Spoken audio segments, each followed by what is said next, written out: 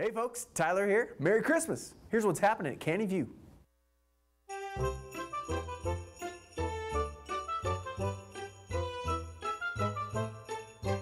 We've been talking a lot about groups here, how you can lead a group, join a group. Well, your chance is coming up on the 8th and 9th where we're going to have groups kickoff weekend. You can go out right now and go out to the group's info desk, pick up a group's ministry directory out at the group's ministry desk, and pick a group that's right for you. It's Christmas week. I hope you know that by now. You've looked outside and saw lots of Christmas lights, and you've seen Christmas trees, and you've probably spent all your money on gifts for me. Right, John? No. Anyway, Christmas Eve, we're going to have our service, and you're going to want to invite your family, your friends, folks who are in town, invite your neighbors, bring them to our service. It's going to be 4 o'clock and 6 o'clock. The next day, Christmas Day, we're not going to have anything. You should spend your time with your family and friends. And then on Sunday, the 26th, we're going to have a 9 o'clock and 11 o'clock like we do on normal Sundays. The week following Christmas, we're going to be closed here at the church, so our normal things that happen like Kaleo and the youth services and classes aren't going to be happening. We'll be resuming those at the first of the year. Hey, there's no better way to start the new year out by reading the Bible. And we're going to be doing something pretty unique here at the church in the prayer room.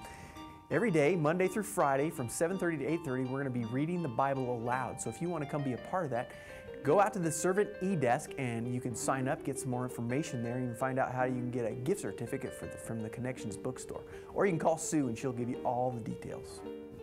Want a great way to use your talents and gifts, either playing the keyboard or better yet, the keytar.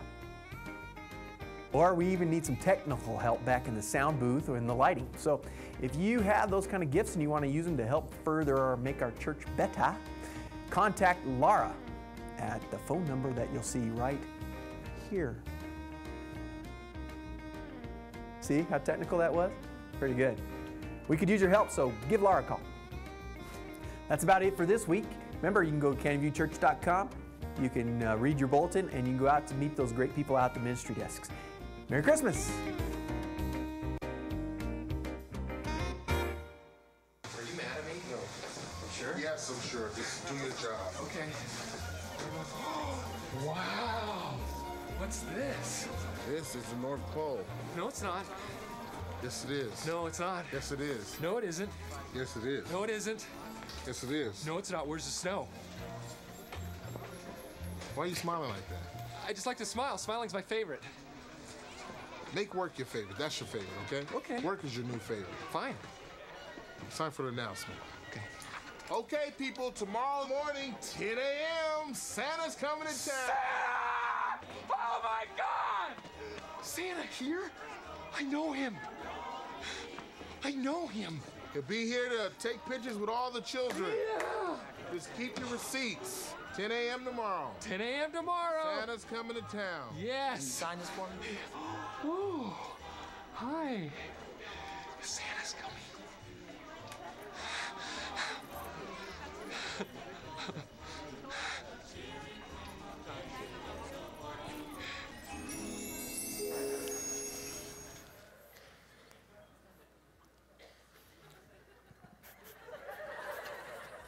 I'm so excited.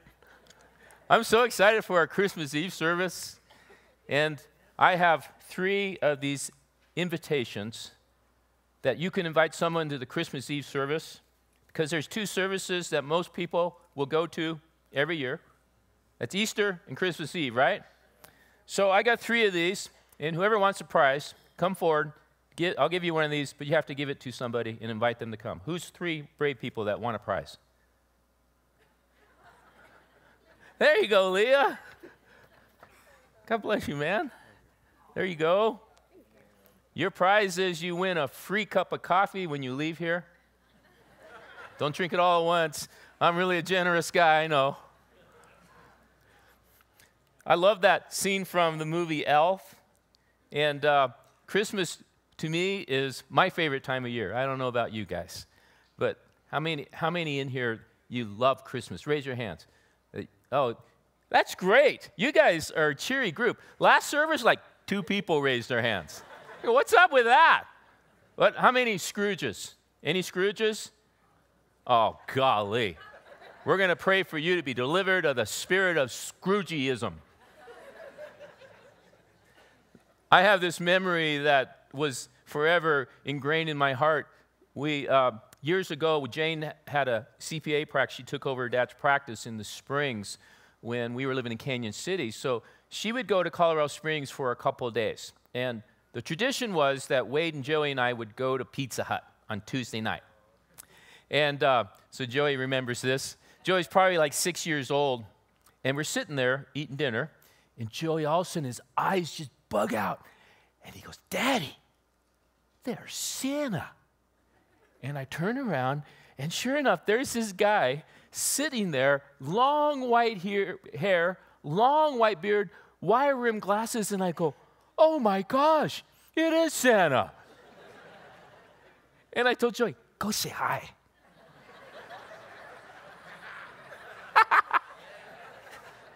So Joey kind of walks up to him, tugs on his shirt, and he looks down at him, and he goes, "Hi, Santa." And the guy was awesome. He goes, "Hi, what's your name?"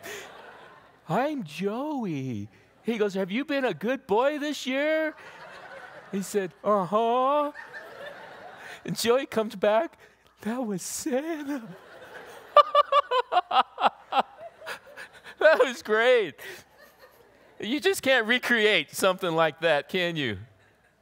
But there is, something about Christmas when you see Christmas through the eyes of a child, isn't there? With Elf, with him being that excited to see Santa, I wonder how excited we are to see Jesus. This is Advent season, and for you astute people that have been following along, the first week we covered the subject of what? Hope. You too get a free cup of coffee when you leave here. Oops. Let there be light. The second week was what? Peace. Good. You win a free trip past go. Don't stop to go to jail. Okay. The third week that we are covering today is joy. You read the bulletin. You're cheating. So as we're talking about joy, the question is, what is true joy? And how do we find it this Christmas season? Now, there was a guy that was ruling Israel during the time of Christ's coming. He was the king of the Palestinian area. What was his name? Herod what? Herod the Great. He was a great creative guy. But he had a lot of great evil in his heart, too. He was a guy that was so insecure about his throne, he even heard rumors that his son wanted the throne and had his own son killed. That's the type of guy this was. So he wasn't the nicest guy in the world. But there was this prophecy that was given 600 years before Christ was born, from Isaiah 60, verse 3. And it says, "And nations shall come to your light, and kings to the brightness of your rising." So there were these three guys that were wise men. They were possibly kings from this area called Babylon. And they were also astronomers, that they knew the stars, that these were very learned men. And they saw something in the sky that led them to come find out where this newborn king of the Jews was.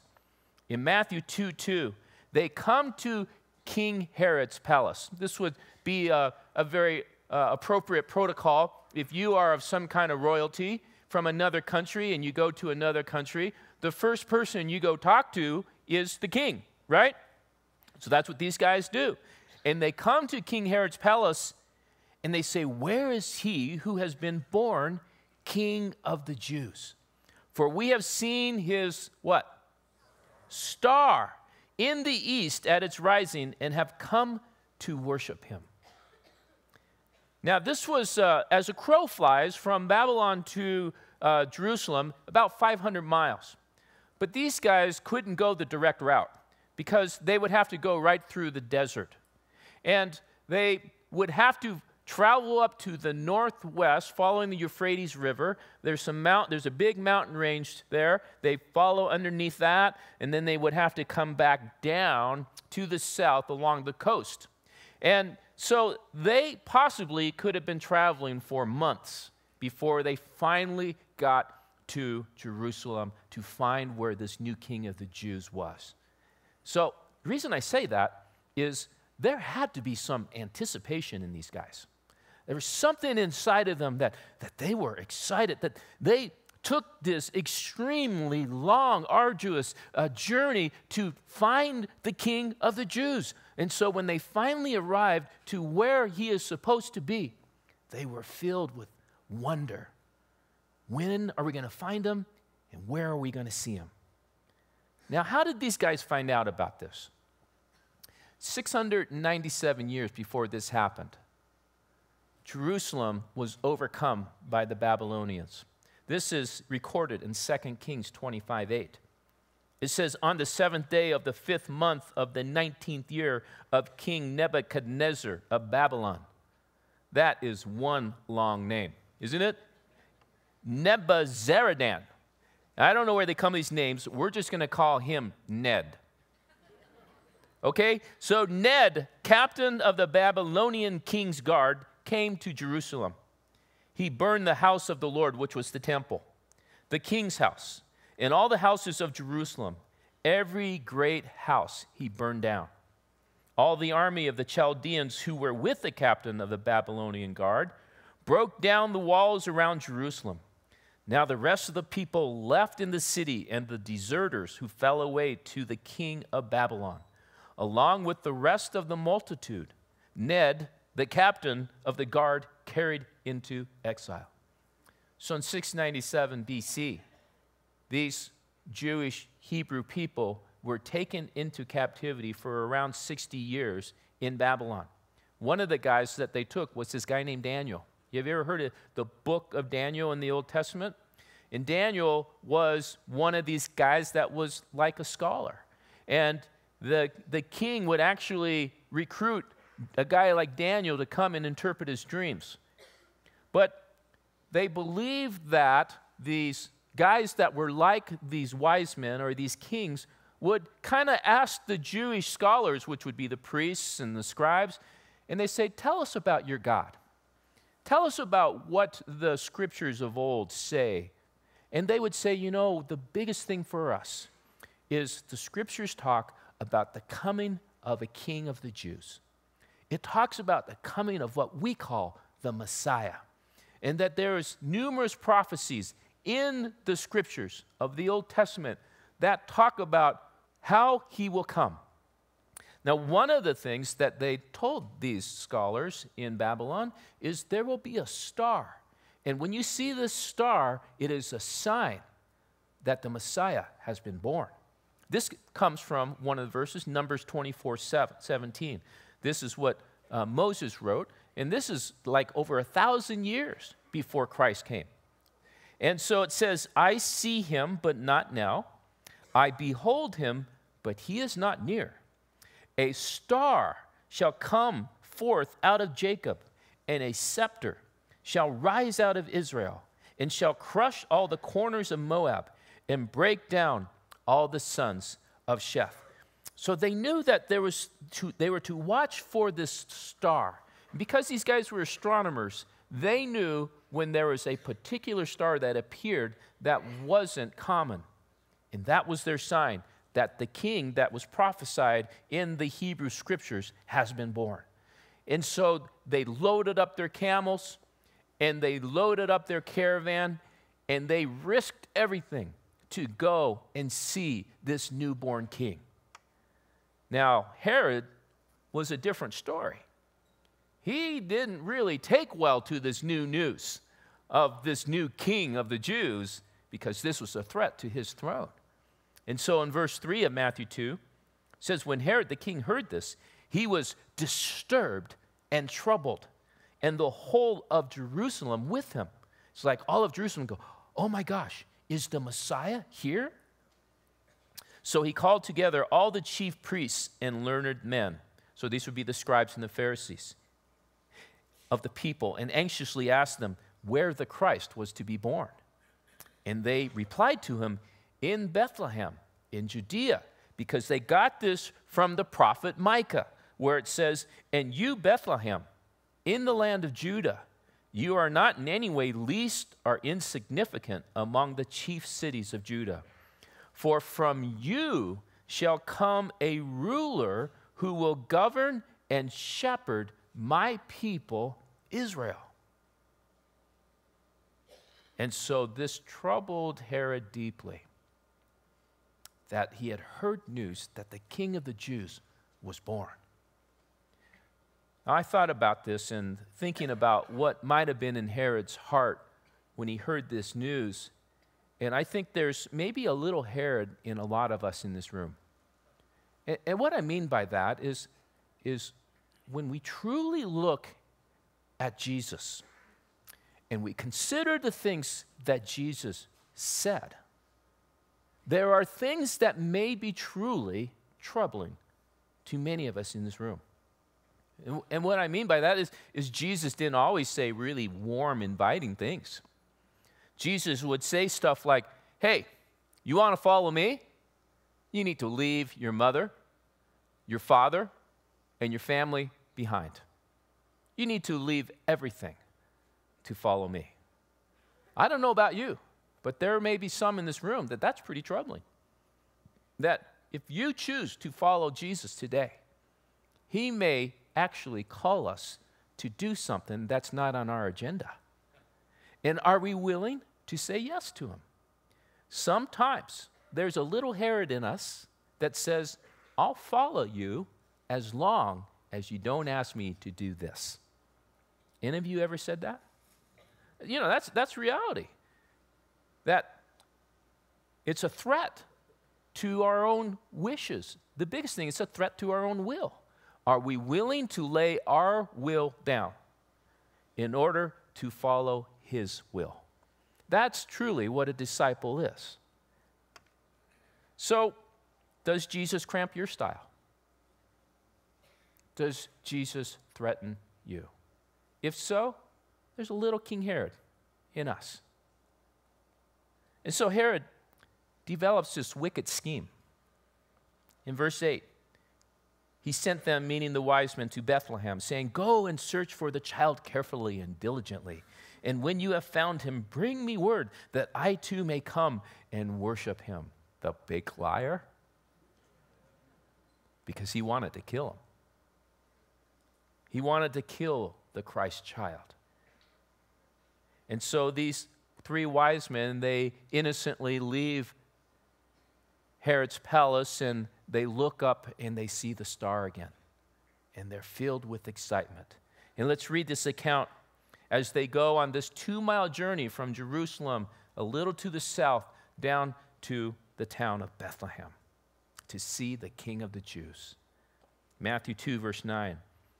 When they had listened to the king, they went their way, and behold, the star which had been seen in the east in its rising went before them until it came and stood over the place where the young child was.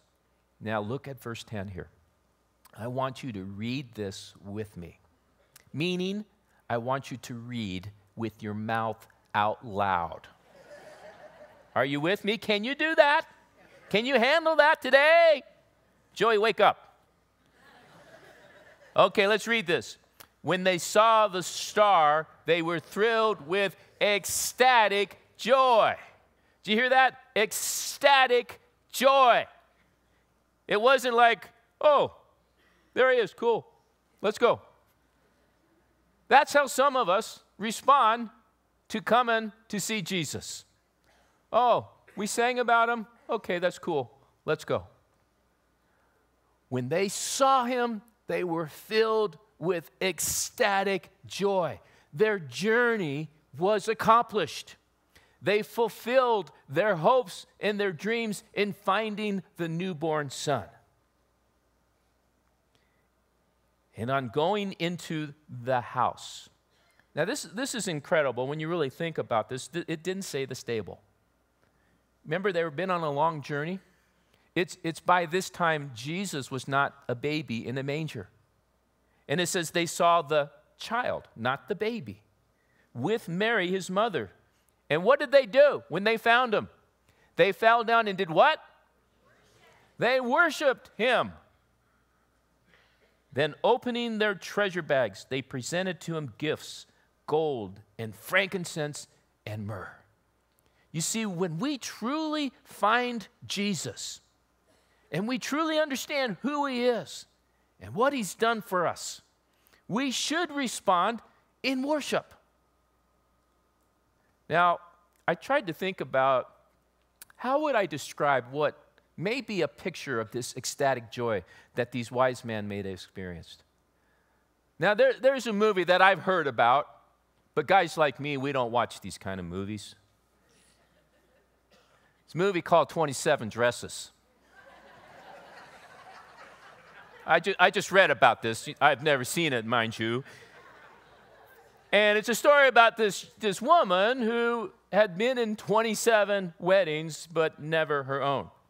And so her closet, from what I heard, is full of 27 gowns that she wore being the bridesmaid of 27 weddings. Well, I am my friend in the male version of that. My sons, Wade and Joey, couldn't believe this when I told them, yeah, I was in 13 weddings before I got married. They go, 13 weddings? I go, yep. Always the groomsman, never the groom. And so here I am. I'm about 26 and a half years old. And my mom, you would have to know my mom to appreciate this. She has the gift of encouragement. And so I'm sitting on the couch.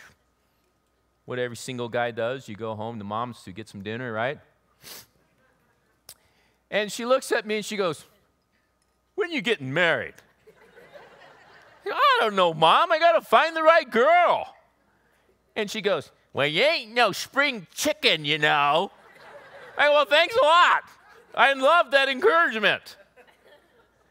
And so I actually, at this time, had resolved in my mind, after a lot of counseling and a lot of prayer, I just finally said, you know, Lord, if you choose to call me to be single the rest of my life, and if that's my calling in my life, okay, let it be. And so just probably about a year later, I meet this young girl by the name of Jane Stelzer. And our first date we did was we went to see James Taylor at Red Rocks. Woo, you're talking romantic, man. Remember that, honey? So after that, we spent literally every day for 5 weeks together and got engaged 5 weeks later. Yeah. Wow. And then we went to pre-marriage counseling for 8 months because I was so neurotic. I'm telling you the truth, man. So here's what happens. We get married up on the top of Lookout Mountain at this convention center that was made up there for weddings. We had an outdoor wedding that had a halftime because lightning came. We had to go inside. And I'm standing there, you know, it's this kind of exciting thing that all my buddies are over here, and music starts, and Jane's sisters that were all the bridesmaids come walking in, and I'm sitting there waiting, and all of a sudden, here comes Jane, the double doors, in her white wedding gown, wearing her mom's wedding dress that her mom wore when she was married. And I see her hair all foofed up.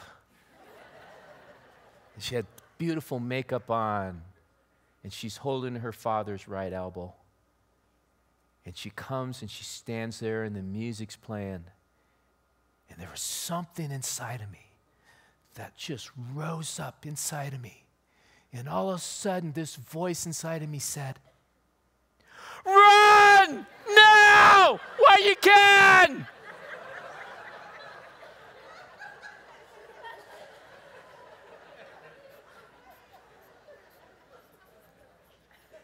I think the pastor was holding my shoulders. You stay right here, buddy.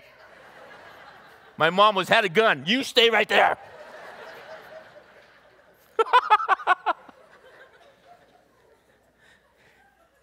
But here's Jane. She walks down the aisle. And she grabs the hands of this neurotic little Oriental guy. And you know what? There's, 3 billion other guys in the world? And she chooses to say yes to me. Little old me.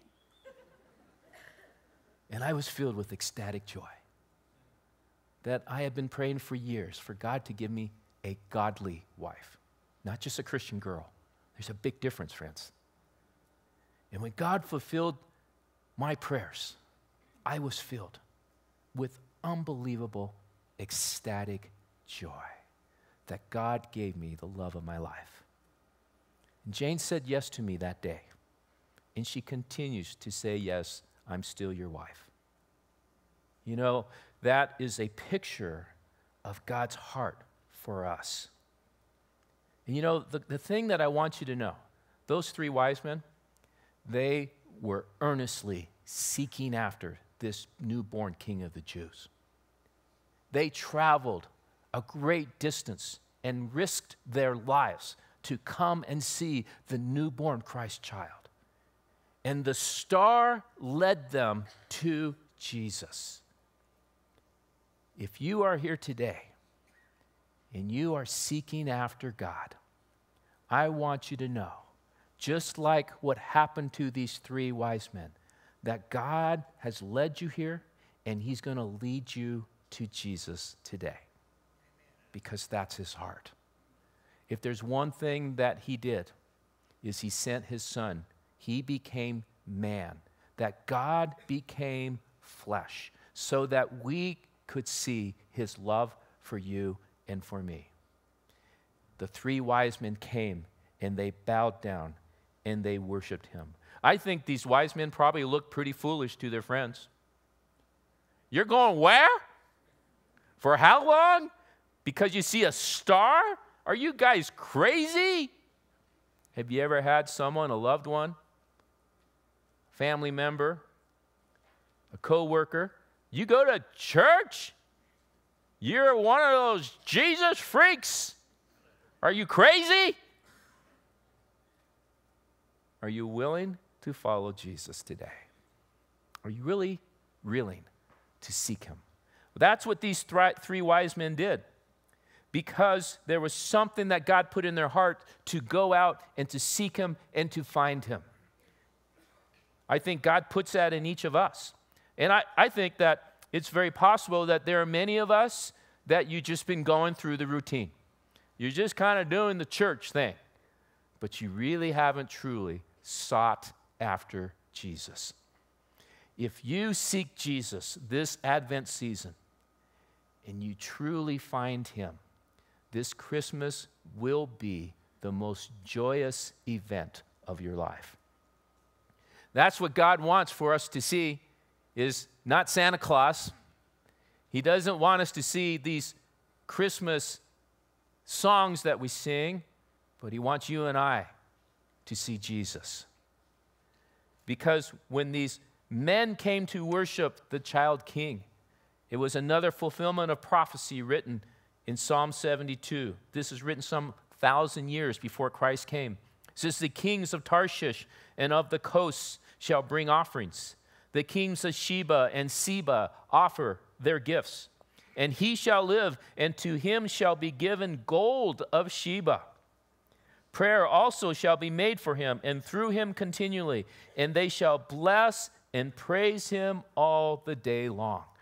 Because what did the wise men, the kings, bring to Jesus? They brought gold. Gold is what you give to someone of royalty. Only someone of royalty will deserve something that precious. They brought frankincense, which is a incense, and it was put in the burner of the temple. That's exactly what they would put in, as frankincense. And the scent and the smoke would rise up to heaven. It was a symbol of their prayers being lifted up to heaven. So they gave frankincense because Jesus, the Christ, was a divine person. He was God in the flesh. And then they gave myrrh. Myrrh was is a very strong perfume that is put on dead bodies that are put into the grave to help to cover up the smell of decomposition.